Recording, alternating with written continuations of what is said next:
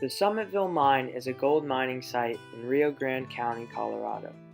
The mine is notoriously known due to the environmental damage it caused in the 1980s through the leakage of mining byproducts into the Alamosa River. Charles Baker's prospectors found small amounts of gold in the San Juan Mountains in Eureka, Colorado in 1860. This led to the return of more prospectors in 1871, when lode gold was found in the Little Giant vein at a Rostre Gulch in Silverton, Colorado. The miners were given the right to stay due to the Bruneau Treaty of September 13, 1873. The Southern Ute Indian Reservation received $25,000 per year in exchange for their giving up of the 4 million acres. By 1873, gold veins were found 11,500 feet up on the South Mountain, thus creating a town. Summitville Consolidated Mining Company, Inc., or SCMCI for short, began open pit mining of gold ore from rocks surrounding the underground workings, where gold concentrations were too low to be economic for the underground mining operations. Ore from this pit were crushed and placed on a heap leach pad superimposing a protective liner. Cyanide solutions were then put onto the heap and dribbled down through the crushed ore, dissolving the gold. The gold was extracted from the processing solutions in the base of the heap leach pile. In 1991, SCMCI was given a cease and desist order by the state government. The government was worried about the metal levels in nearby water due to the runoff excess water from the heap leach pad and past the damaged pad liner.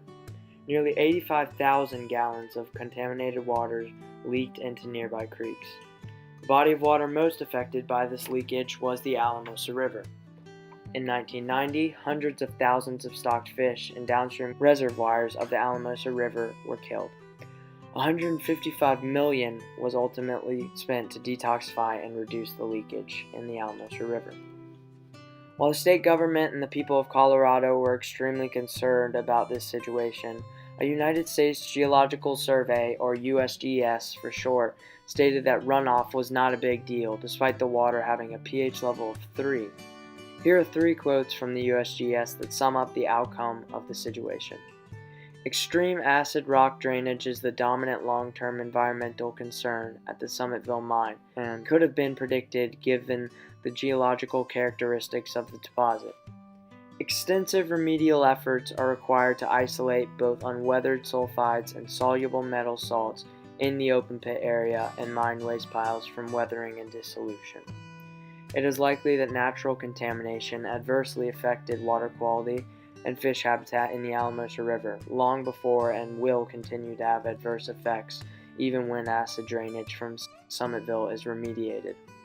Thus, reasonable natural conditions for the Alamosa River must be established in order to set realistic remediation conditions for the Summitville site. Results of studies as of late 1993 indicate that mining at Summitville has had no discernible short-term adverse effects on barley or alfalfa crops irrigated with Alamosa River water. Remediation of the site will help to ensure that no adverse effects occur over the longer term.